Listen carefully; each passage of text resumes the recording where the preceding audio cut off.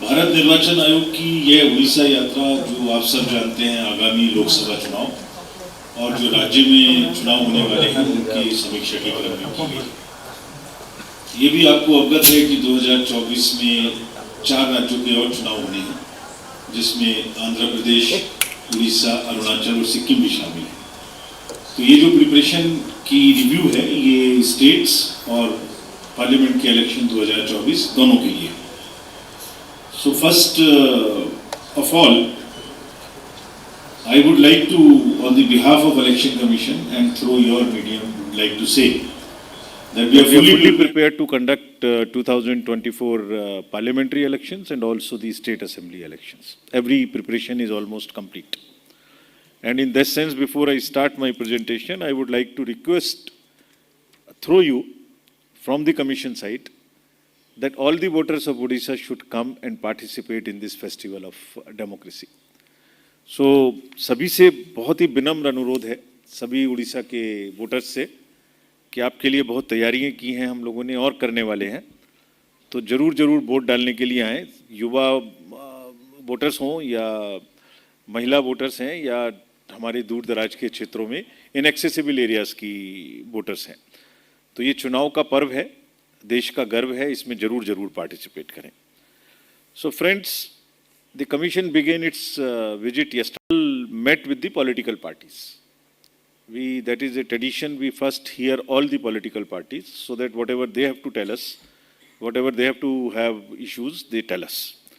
Then we met all the district collectors and the SPs and the IGs, commissioners.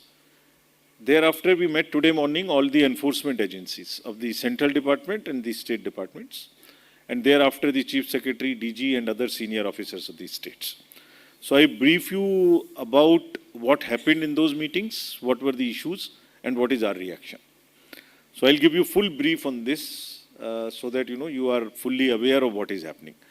In the commission, we follow a very strict policy of 3 main ideologies. One, inform. So we disclose whatever we do to everybody, either through our websites or through press conferences. Secondly, involve. We involve all political parties, media and other stakeholders at every stage of whatever we do. So that आपको बता भी दें हम क्या कर रहे हैं, आपके प्रश्न भी लें और उसके बाद में उसका उत्तर भी दें. So the participation and then disclosure. This is what we always manage. So in that crumb, I will first tell you what the political parties told us.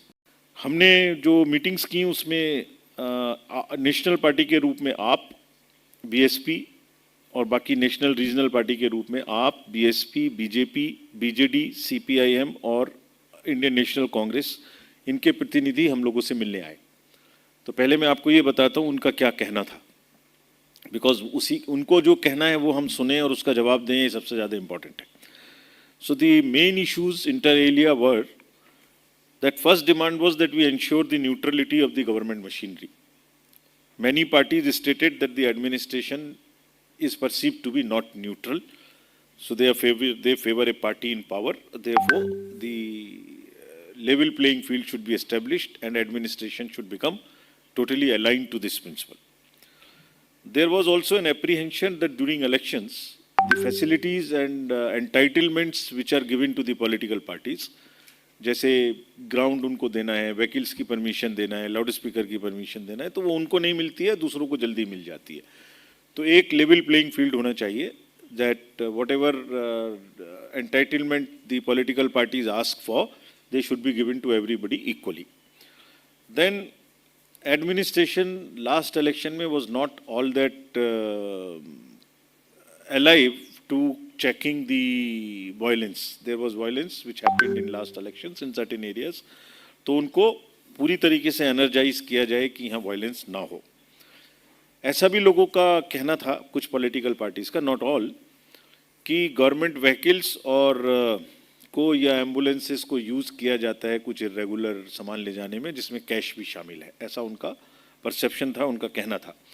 Similarly ये भी कहना था कि जो गवर्नमेंट एकोमोडेशन है, गवर्नमेंट बिल्डिंग्स हैं, PSUs हैं, उसका इस्तेमाल पॉलिटिकल पर्पजेस के लिए किया जा रहा है या किया जा सकता है.